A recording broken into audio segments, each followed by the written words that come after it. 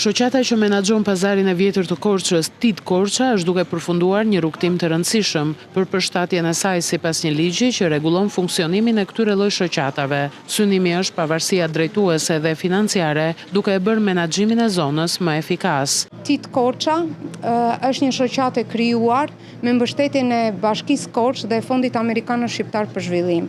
Ajo tashmë është në fund të rrugëtimit të saj për të përshtatur sipas një ligj të tipologjive të këtyre shoqatave. Është një ligj i cili është mbështetur përsëri nga Bashkia Korçë, është mbështetur nga bizneset e zonës, është i pari në llojin e vet dhe synon që t'i jap një pavarësi në menaxhim financiar dhe drejtues pazarit të Korçës. Dhe shpresojmë që në fund të vitit ta kemi përmbyllur dhe të kemi një buxhet ku ne mund të menaxhojmë më mirë aktivitetet, mirëmbajtjen, dekorin e zonës dhe pse jo dhe të plotësojmë nevojat specifike që bizneset dhe problemet që u dalin gjatë punës që ato kanë. Bashkia do të vijojë të mbështesë pazarin e vjetër të Korçës, por shoqata TID është e hapur edhe për bashkëpunime me shoqata të tjera mike.